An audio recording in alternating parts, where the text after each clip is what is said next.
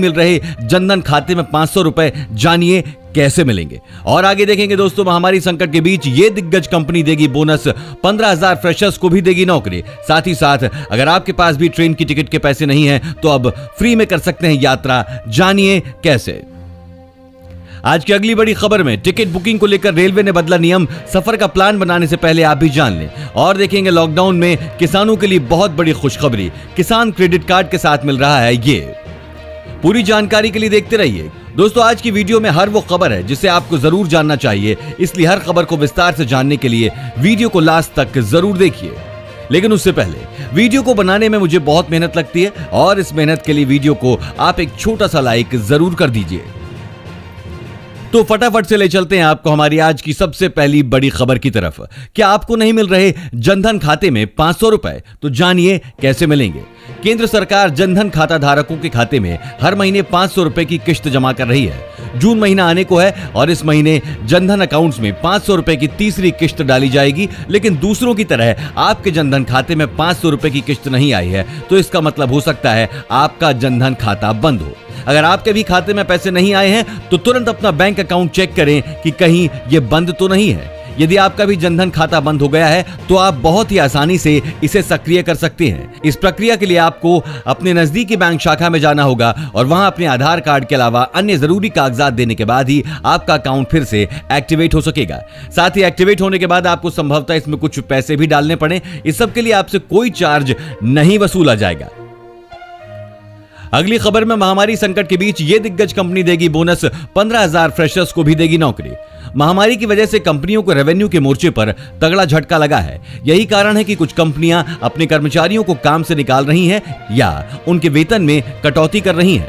लेकिन ऐसे माहौल में भी HCL टेक्नोलॉजी ने अपने 1.5 लाख कर्मचारियों को वेतन में किसी प्रकार की कटौती नहीं करते हुए पिछले साल का भी बोनस देने का निर्णय लिया है। कंपनी ने यह भी स्पष्ट किया है कि कोरोना के कारण कंपनी के कारोबार और आय पर बुरा असर हुआ है, फिर भी कंपनी एक भी कर्मचारी को काम से नहीं निकालेगी। सॉफ्टवेयर सेवा उपलब्ध कराने वाली देश की तीसरी सबसे बड़ी कंपनी HCL टेक्नोलॉजीज ने इससे पहले 15,000 फ्रेशर्स को नौकरी देने का ऑफर भी दिया है। महाराष्ट्र टाइम्स में छपी खबर के मुताबिक महामारी संकट के कारण कंपनी का एक भी प्रोजेक्ट रद्द नहीं हुआ है, लेकिन नए प्रोजेक्ट के काम में देरी जरूर हुई है। दोस्तों, इस चैनल पर हम आपको देश और दुनिया भर की सबसे बड़ी खबरें सबसे पहले बताते हैं। अगर आपको भी दुनिया भर की खबर सबसे पहले चाहिए तो चैनल को बिना भूले नीचे दिए लाल बटन को दबाकर सब्सक्राइब जरूर कर दें और बेल आइकन प्रेस कर दें। अगर आपके पास भी ट्रेन की टिकट के पैसे नहीं हैं तो अब फ्री में कर सकते हैं यात्रा। भारतीय रेलवे के कार्य अवधि में हो रहे बदलाव के चलते यात्रियों की सुविधा के लिए भारतीय रेलवे ने एक और पहल की है। भारतीय रेलवे का टिकट बुक करना पहले से भी आसान हो गया है। इस सुविधा का नाम है बुक नाउ पे लेटर। इस सुविधा में आप नॉर्मल के साथ साथ तत्काल रेलवे टिकट बुक कर सकते हैं। इतना ही नहीं, इसमें यदि आपके पास पैसे नहीं हैं तो आप बुक नाउ और पे लेटर कर सकते हैं, जिसमें पे लेटर ऑप्शन से टिकट बुकिंग के समय पेमेंट गेटवे प्लेयर से आप बच जाएंगे। इसके लिए आपको सबसे पहले IRCTC की आधिकारिक वेबसाइट www.irctc.co.in पर लॉगिन करना होगा। इस पर लॉगिन करने के बाद आप टिकट बुक करने के लिए जर्नी डिटेल्स भरें। अब टिकट प्रोसेस करें और पे लेटर के ऑप्शन पर क्लिक कर दें। आपको पेमेंट ना करने की वजह से पेमेंट गेटवे में अटकने और परेशान होने की दिक्कत नहीं आएगी। आपकी टिकट पहले ही बुक हो जाएगी और फिर आराम से आप बाद में उसकी पेमेंट कर सकते हैं। इस वीडियो को देखते रहिए दोस्तों, क्योंकि आगे आने वाला है 31 मई तक बैंक अकाउंट में रखें 342 रुपए, 4 लाख की मिलेगी सुरक्षा। दोस्तों, टिकट बुकिंग को लेकर रेलवे ने बदल दिए हैं नियम। देशव्यापी लॉकडाउन के दौरान भारतीय रेलवे द्वारा चलाई जा रही 15 जोड़ी स्पेशल ट्रेनों के नियमों में कई महत्वपूर्ण बदलाव किए गए हैं। रेलवे ने अपने नियमों में बदलाव करते हुए कहा है कि अब ट्रेनों की booking PRS counter ticket agents के जरिए भी की जा सकती है। पहले रेलवे के नियमानुसार इन स्पेशल ट्रेनों की बुकिंग सिर्फ ऑनलाइन ही की जा सकती थी, लेकिन अब रेलवे ने अपने नियमों में बदलाव करते हुए कहा है कि अब यात्री अपनी यात्रा से 30 दिन पहले तक टिकट बुक करा सकते हैं, जबकि इससे पहले यात्रा से सिर्फ 7 दिनों पहले तक ही बुकिंग हो सकती थी। रेलवे ने बताया है कि इन स्पेशल ट्रेनों में अब RAC टिकट में यात्रा कर सकेंगे, जबकि पहले RAC टिकटों का कोई विकल्प नहीं रखा गया था। हालांकि रेलवे ने स्पष्ट कर दिया है कि अभी इन ट्रेनों में तत्काल बुकिंग नहीं की जा सकेगी। वेट लिस्ट के मामले में रेलवे ने बताया कि वेटिंग लिस्ट जारी की जाएगी, लेकिन यदि टिकट कंफर्म नहीं होते हैं तो वेटिंग टिकट से यात्रा करने की अनुमति नहीं होगी। लॉकडाउन में किसानों के लिए बहुत बड़ी खुशखबरी, किसान क्रेडिट कार्ड के साथ मिल रहा है ये। किसानों की मदद के लिए सरकार कई स्कीम्स चलाती है। इसमें से एक किसान क्रेडिट कार्ड है। इसके जरिए किसानों को 1.6 लाख रुपए का लोन बिना गारंटी के दिया जाता है। वहीं 3 साल में किसान इसके जरिए 5 लाख रुपए तक का लोन ले सकते हैं। इस कार्ड में ब्याज दर भी बेहद कम 4% सालाना है। लेकिन अब 7 करोड़ किसानों को बड़ी राहत देते हुए केसीसी पर लिए गए लोन के भुगतान की तारीख आगे बढ़ाकर जल्द 31 अगस्त की जा सकती है, क्योंकि आरबीआई ने इसकी छूट दे दी है। हालांकि बैंकों के पास अभी तक अधिसूचना नहीं पहुंची है, इसलिए किसानों को इसकी जानकारी नहीं मिली है। इसका मतलब साफ है कि किसान केसीसी कार्ड के ब्याज को सिर्फ 4% प्रतिवर्ष के पुराने रेट पर ही भुगतान कर सकते हैं। लॉकडाउन में किसानों को राहत देने के लिए यह निर्णय लिया गया है। 31 मई तक बैंक अकाउंट में रखे 342 रुपए 4 लाख की मिलेगी सुरक्षा।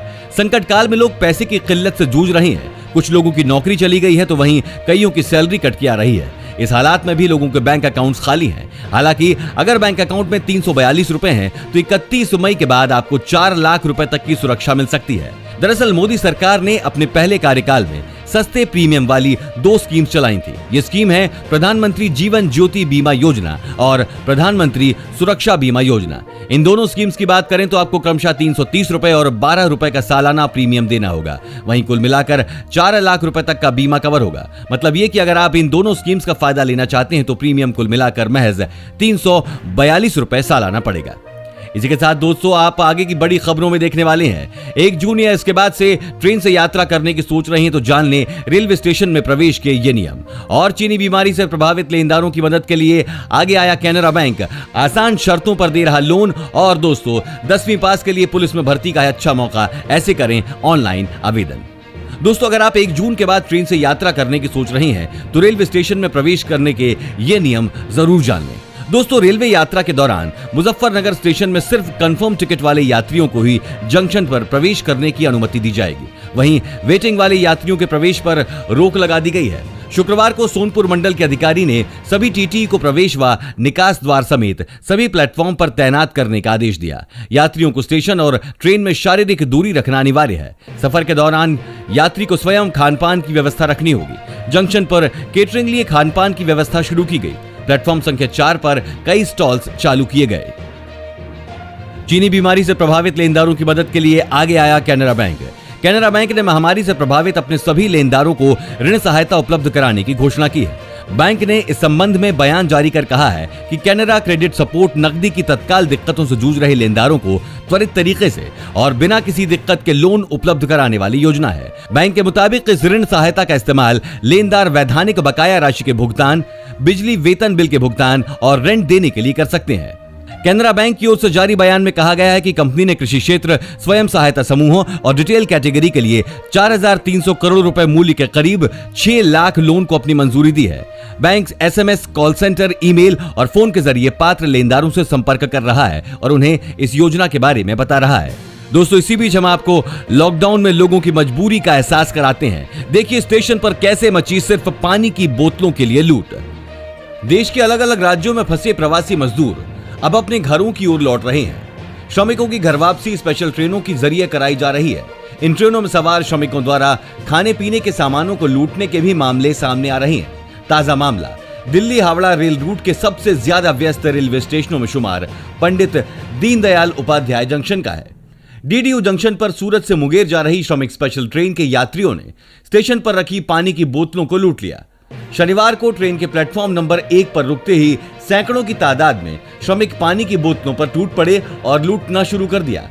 जिसके हाथ में जितनी बोतलें आ रही थी उतना ही लेकर वो भाग रहा था।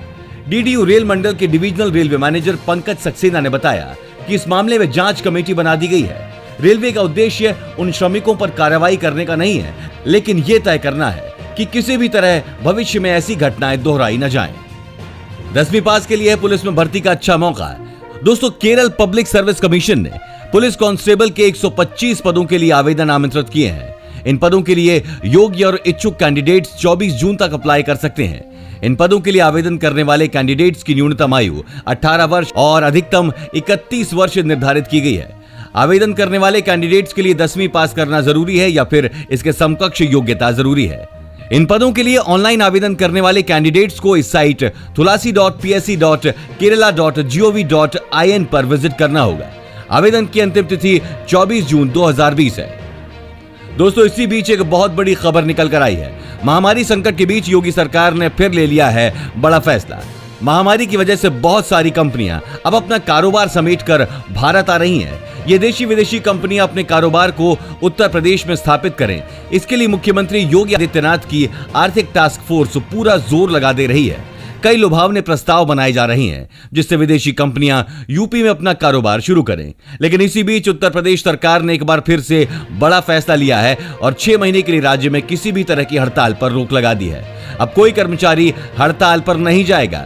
महामारी संकट के मद्देनजर यह निर्णय लिया गया है। योगी सरकार ने हाल ही में कर्मचारियों के कई भत्तों का भुगतान 1 वर्ष के लिए स्थगित करने के बाद अब इसे पूरी तरह से समाप्त कर दिया है। तमाम सेवा संगठनों से जुड़े कर्मचारी काली पट्टी बांधकर इसके प्रति विरोध जता रहे हैं, लेकिन सरकार के सख्त कार्रवाई की वजह से कोई कर्मचारी हड़ताल पर गया तो उन पर कार्रवाई होगी। और आगे आप देखने वाले हैं दोस्तों, लॉकडाउन में फंसे लोगों के लिए अच्छी खबर, अब व्हाट्सएप पर मिलेगा घर जाने का पास। साथ ही साथ इस राज्य में 15 जून से खुलेंगे स्कूल कॉलेज। सरकार ने जारी किया आदेश और लॉकडाउन के दौरान किराया देना होगा। दिल्ली हाईकोर्ट ने सुनाया फैसला। विस्तार से जानने के लिए बने रहिए। एक बार मौसम का हाल देख लेते हैं दोस्तों। गर्मी ने तोड़ा रिकॉर्ड। दिल्ली और एनसीआर में 46 डिग्री से ऊपर पहुंचा तापमान। दिल्ली एनसीआर समेत कई इलाकों में पारा 46 डिग्री के पार पहुंच गया। मौसम विभाग के मुताबिक फिलहाल 28 मई तक गर्मी से राहत मिलने की उम्मीद नहीं है। हालांकि 29 और 31 मई के बीच हल्की बारिश और धूल भरी आंधी आ सकती है, जिससे तापमान में गिरावट के आसार हैं। राजस्थान के चुरू और गंगानगर में पारा 46.6 डिग्री के पार पहुंच चुका है।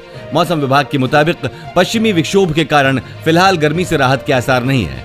दिल्ली एनसीआर में शनिवार का दिन इस साल का सबसे गर्म दिन रहा है। शनिवार को गर्मी ने 5 वर्षों का रिकॉर्ड तोड़ दिया।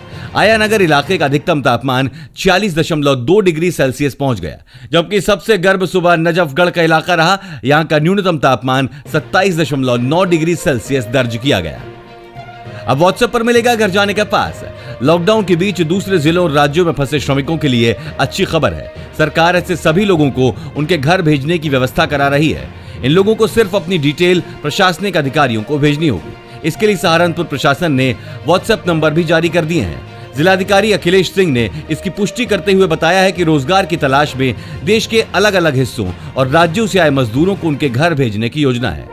अगर ऐसे लोगों के सामने लॉकडाउन में रोजगार का संकट पैदा हो गया है और वो अपने घर जाना चाहते हैं तो उन्हें अपनी पूरी डिटेल भेजनी होगी। यानी साफ है कि जो लोग रोजगार के लिए सहारनपुर में हैं और अब यहाँ फंस गए हैं तो उन्हें परेशान होने की आवश्यकता नहीं है। उन्हें सिर्फ अपनी डिटेल व्हाट्सएप करनी होगी। इसके बाद जिला प्रशासन उन्हें उनके गृह जनपद तक भिजवाने की व्यवस्था करेगा। इस राज्य में 15 जून से खुलेंगे स्कूल कॉलेज। महामारी संकट के चलते लॉकडाउन की वजह से पूरे देश में स्कूल मार्च से बंद है। ऐसे में शिक्षण संस्थान खोलने का फैसला किया है। चीनी बीमारी मुक्त सिक्किम स्कूल खोलने वाला देश का पहला राज्य होगा। शुक्रवार को राज्य के शिक्षा मंत्री कुंगा नीमा लेपचा ने बताया कि यह फैसला बड़ी कक्षाओं और बोर्ड परीक्षाओं के महत्व को देखते हुए लिया गया है। बाकी क्लासेस के लिए सिक्किम में ऑनलाइन शिक्षा व्यवस्था भी जारी रहेगी। शिक्षा मंत्री ने बताया कि सालाना परीक्षाएं फरवरी 2021 तक के लिए टाल दी गई हैं, जिससे अध्ययन पर ज्यादा ध्यान दिया जा सके। इसी के साथ शनिवार को भी स्कूल खोले जाएंगे। कॉलेज और यूनिवर्सिटी 2 शिफ्टों में चलेंगी। इस दौरान सोशल डिस्टेंसिंग और अन्य सुरक्षा मानकों का पालन करना जरूरी होगा।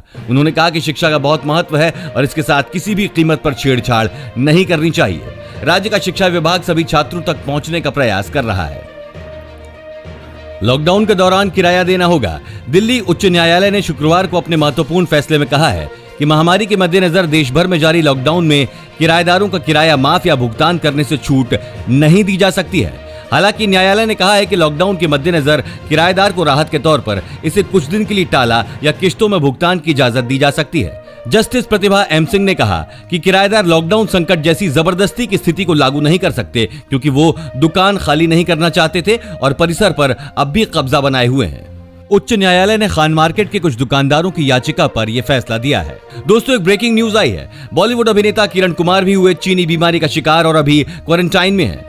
देश भर में चीनी बीमारी के केसेस बढ़ते जा रहे हैं और इस बीच बॉलीवुड के मशहूर अभिनेता किरण कुमार इसके शिकार हो गए हैं। खबरों के अनुसार उन्होंने 10 दिनों से खुद को घर में क्वारंटाइन कर रखा है और इस खबर की पुष्टि उन्होंने खुद की है। जानकारी के मुताबिक किरण कुमार को इस बीमारी के कोई लक्षण नहीं थे। वो बिल्कुल ठीक थे। उन्हें न खांसी थी, ना ही बुखार और ना ही उन्हें सांस लेने में कोई दिक्कत थी। लेकिन जब उन्होंने कोरोना का टेस्ट कराया तो वो पॉजिटिव निकला। किरण ने बताया कि घर में 2 फ्लोर हैं। उनकी पत्नी और बच्चे पहली मंजिल पर रहते हैं और वो ऊपर के फ्लोर पर आइसोलेशन पर हैं। परिवार के साथ फोन के जरिए बात करते रहते हैं।